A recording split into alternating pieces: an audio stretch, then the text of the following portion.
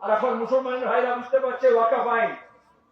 উনি বললেন না এখানে চলবে না, মুর্শিদাবাদে গিয়ে বললেন, জামিল মোল্লা এখানে আছে, মমতা ব্যানার্জি বললেন দিল্লিতে গিয়ে আন্দোলন করুক, এখানে কেউ করবে না, এখানে আমি আছি। যে মুসলমানরা ভরসা করেছিল তারা আজকে হারে হারে বুঝতে পারছে কার দালাল উনি। ডিএমদেরকে বললেন চুপি সারে কয়েক ঘন্টার মধ্যে সব ওয়াকাফ প্রপার্টি এনরোলমেন্ট করে দাও। তাহলে সামনে সিদ্দিকুল্লাহকে নিয়ে, বরকতিকে নিয়ে হিজাব করে মাশাআল্লাহ ইনশাআল্লাহ সুবহানাল্লাহ বলে ধোঁকা দিয়েছেন। যে মুসলমান ভাইরা মনে করেছিল মমতা ব্যানার্জি ফেরেশতা, আজকে তারা বুঝতে পারছে আসলে শয়তান ফেরেশতার বেশে এসে মানুষকে ধোঁকা দেওয়ার চেষ্টা করে। অনেক সময় এরকম হয়, হাদিসের কাজ কি বলছি স্যার, ভুল বলছি? অনেক সময় শয়তান ফেরেশবাজি করার জন্য ফেরেশতার ভেগ ধরে আসে। ওই রকম আরএসএস, বিজেপি, তৃণমূলের ভেগ ধরে পশ্চিমবঙ্গে এসছে। তা না হলে ব্রিগেড প্যারেড গ্রাউন্ডে প্যাটিস খাচ্ছে, চিকেন বিক্রি করছে, চিকেন প্যাটিস, তার উপর মেরে দিল। মমতা পুলিশ কোনো ব্যবস্থা নিল না। সিপিআইএম এর উকিলকে আমরা বললাম, সে মাঝ রাতে চিফ জাস্টিসের কাছে ইমেল করে কেস ফাইল করলো। পরের দিন ময়দান থানায় গিয়ে এফআইআর করা হলো, আমরা হইচই করলাম, তারপরে আজকে গ্রেপ্তার করেছে। আজ পর্যন্ত ধুলাগড় থেকে, বসিরহাট থেকে ধুলিয়ানে দাঙ্গার মধ্যে একটাও দাঙ্গার পরে মমতা ব্যানার্জি কোন তদন্ত কমিশন করেননি। কারণ দাঙ্গা হাঙ্গামা যারা করবে মমতা ব্যানার্জি তাদেরকে শাস্তি দেবেন না। আর মমতা ব্যানার্জির লোকেরা যা চুরি জোচ্চুরি দুর্নীতি করবে তাকে বিজেপি কোনোদিন শাস্তি দেবে না। এজন্য দেখছেন না, চিট ফান্ড থেকে আরম্ভ করে শিক্ষা যুক্তি থেকে সব একে একে বেড়ে চলে আসছে। এই তামাশার বিরুদ্ধে লড়তে হয়, তাহলে বাংলার মানুষকে একটা করতে হবে।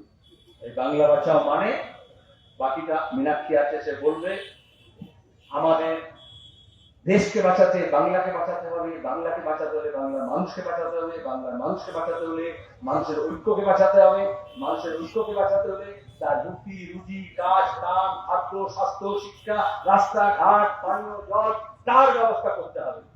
34 বছর বামফ্রন্ট সরকার চাইলে সে কাজ আমরা করেছি। কখনো কে কি খাচ্ছে তার জন্য দাঙ্গা হয়নি, কে কি হকার কোনটা কি মাল বিক্রি করছে তার জন্য কেউ পেটায়নি। কখনো ভোটার লিস্টের নাম তোলার আগে পার্থক্যতার নাম খুঁজতে হয়নি। কে পূর্ব বাংলা থেকে এসছে, কে পশ্চিম বাংলা থেকে এসছে, এই ভাগ আমরা করিনি। আজকে উড়িষ্যায় যান, আসামে যান, দিল্লিতে যান, নয়ডা যান, বাংলার ছেলে এখানে কাজ পাচ্ছে না, ওখানে বাংলা ভাষায় কথা বলছে বলে তার দাড়ি দেখে, তার টুপি দেখে, তার ভাষা দেখে তার উপর আক্রমণ করছে। এই এসআইয়ের সঙ্গে অনেকে বলেছিল মুসলমান, আর এই পরিযায়ী শ্রমিকদের উপর হামলার সময় অনেকে বলেছিল মুসলমান বলে। উড়িষ্যায় মালকানগিরিতে বাংলাদেশের হিন্দু উদ্বাস্তু যারা ছিলেন তাদের কলোনি মালকানগিরিতে, সেখানে আগুন লাগানো হয়েছে, সেখানে ধরপাকড় হয়েছে, সেখানে দাঙ্গা হচ্ছে। মণিপুরে না কুকি আর মণিপুরি 2 বছর ধরে তাদের দাঙ্গা হচ্ছে। আসামে বুলডোজার দিয়ে বাংলাভাষী মানুষকে উজাড় করা হচ্ছে। এটা বুঝতে হবে, এখানে ধর্মের নামে যারা ভাগ করতে চাইছে তারা আসলে এই সর্বনাশ যারা করছে তাদেরই দালাল। সুতরাং আমাদের ধর্মের জায়গায় থাকবে। मंदिर मस्जिद गुरुद्वारों में बांट दिया भगवान को, धरती बांटी सागर बांटा, मत बांटो इंसान को। लाल झंडा শুধু আন্দোলন সংগ্রামে না, এই যে কাপড় যখন সেলাই হয় তখন সুতো দিয়ে তো করতে হয়। এরকম আমাদের আলাদা ভাষা ধর্মের মানুষ যারা আছে তাদেরকে এক জায়গায় করার জন্য সিপিআইএম লাল ঝান্ডা এই সুতোর কাজ করে, যেখানে আমরা সেলাই করি।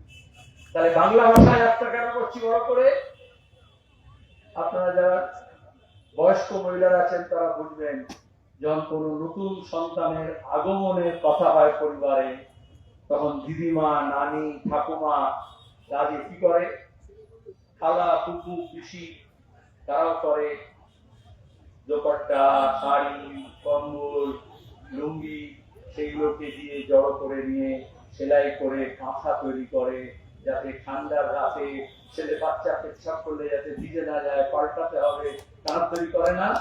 এইরকম আমরা যত ধর্মনিরপেক্ষ মানুষ আছে, বামপন্থী মানুষ আছে, ব্যক্তি আছে, দল আছে যারা বাংলা ভাষাতে যায়, তাদের সবাইকে নিয়ে আমরা নতুন মাথা সেলাই করছি যে নতুন বাংলা গড়ব।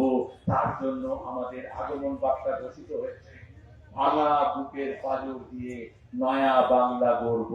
তার প্রস্তুতিতে আপনারা সামিল হবেন, সমর্থন করবেন, লাল ঝান্ডাকে একটু মজবুত করবেন। তামান্নার মৃত্যুর প্রতিশোধ আমাদের নিতে হবে, তার আগে আমাদের প্রতিরোধ গড়ে তুলতে হবে, ন্যায় প্রতিষ্ঠা করতে হবে। অভয়ার হোক আর তামান্নার হোক আর আনিস খানের হোক, প্রতিটি অন্যায় হিসেব আমরা কড়ায় গন্ডায় বুঝে নেব, প্রতিটি দুর্নীতির হিসেব আমরা কড়ায় গন্ডায় বুঝে নেব।